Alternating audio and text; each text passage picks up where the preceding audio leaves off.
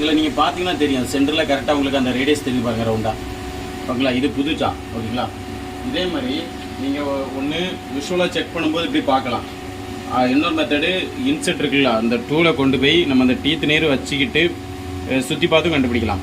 அடுத்த மெத்தடு நீங்கள் இதே மாதிரி ரொட்டேட்டிங் பண்ணிவிட்டு இந்த டூலை இந்த 3வது டைப்பு இந்த டூலை கொண்டு போய் இன்சைடில் ஐடியில் கொண்டு போய் நீங்கள் டச் பண்ணும்போது 3 ஜாவலும் ஈவனாக டச் ஆகுதா அப்படின்னு பார்த்தும் நீங்கள் கண்டுபிடிக்கலாம். ஓகேங்களா, அந்த 3 மெத்தடில் நீங்கள் கண்டுபிடிக்கலாம்.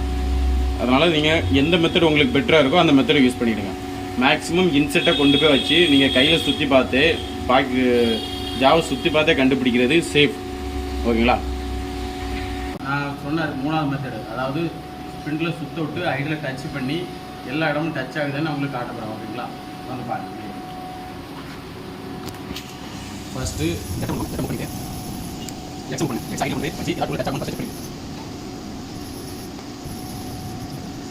ஏன் எப்பவுமே உள்ள டூலை கொண்டு போகக்கூடாது. ஃபஸ்ட்டு டூல் போகும்போது ஸ்பிண்டில் டச் ஆகுமா அப்படின்னு செக் பண்ணணும். ஓகேங்களா, இப்போ பாருங்கள், நான் டூலை உள்ள இன்சைடில் கொண்டு போயிட்டேன். உள்ள ஃபஸ்ட்டு சுற்றி பாருங்கள், எந்த இதுலையுமே டச் ஆகலை.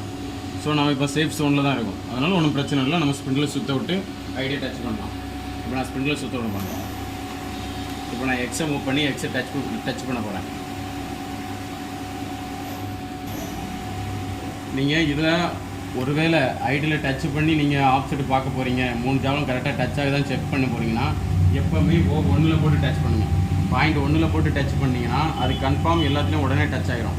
ஸோ அதனால் O1 போட்டு டச் பண்ணிங்கன்னா 10 மைக்ரான், நீங்கள் 2 மைக்ரான் தள்ளி போனாலும் மீதி இருக்கிற 8 மைக்ரானில் கண்டுபிடிச்சிடலாம் ஒன்றில் டச் ஆகுதா டச் ஆகலைன்னு.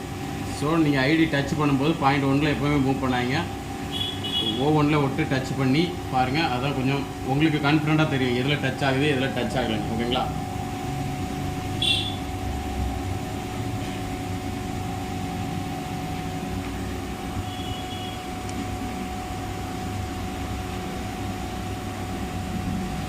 உங்களுக்கு சவுண்டு கேட்குதா? நான் டச் ஆகிடுச்சு.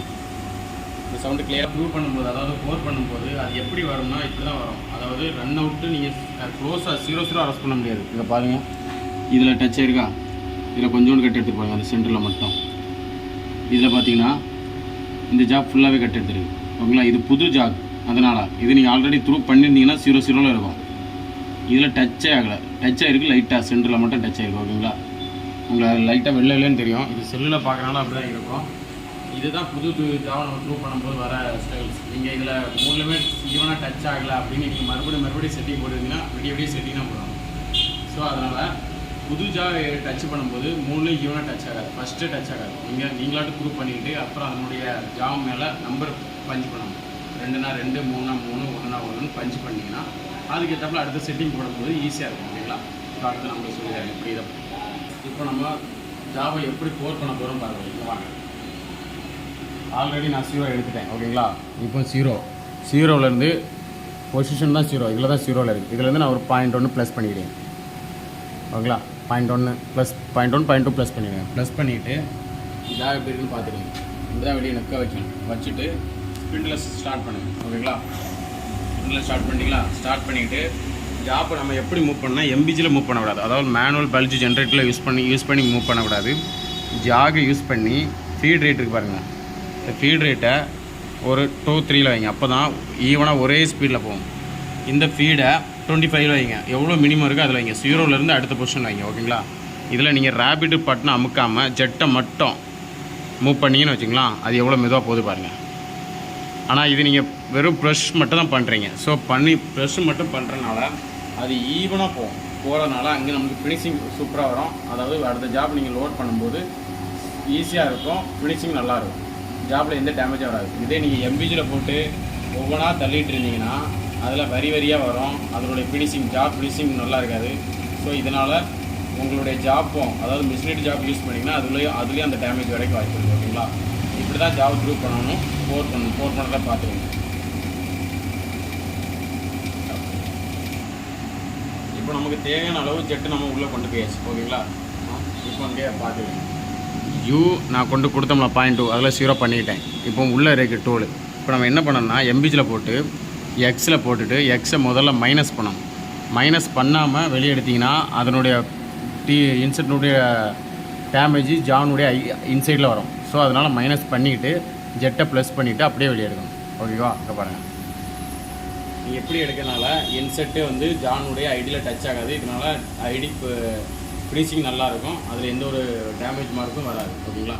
இப்போ பாருங்கள் ஜானுடைய ஃபினிஷிங் தெரியுதா? இதில் நம்ம வாஷ் பண்ணிட்டோம், இதில் வாஷ் ஆகிருக்கு, இதில் வாஷ் ஆகிருக்கு, இதில் வாஷ் ஆகிருக்கு. ஓகேங்களா? இப்போ இதுதான் இதனுடைய ஸ்டாப்பர். இப்போ நீங்கள் என்ன பண்ணணும்னா இதை முடிச்சாச்சு, நம்ம போர் பண்ணியாச்சு. நம்ம எந்த ஜாப்க்காக பண்ணியிருக்கோம்னா இந்த ஜாப்புக்காக நான் ஐடியா போர் பண்ணியிருக்கேன். ஓகேங்களா? இது ஸ்மால் சைஸு 10 mm தான். ஓகேங்களா? இது நான் எப்படி பிடிக்கிறேன்னு பாருங்கள். இதுக்கப்புறம் இனிமேல் இதை நீங்கள் கலத்தும் போது அதில் நம்பர் பஞ்சு பண்ணிடணும். 3ஆம் நம்பர் இதுனா 3ஆம் நம்பர், 2ஆம் நம்பர் இதுனா 2ஆம் நம்பர், 1ஆம் நம்பர் இதுனா 1ஆம் நம்பர். ஏன்னா இது ஃபஸ்ட்டு புதுசு, அதனால் இது வரைக்கும் பஞ்சு பண்ணலை.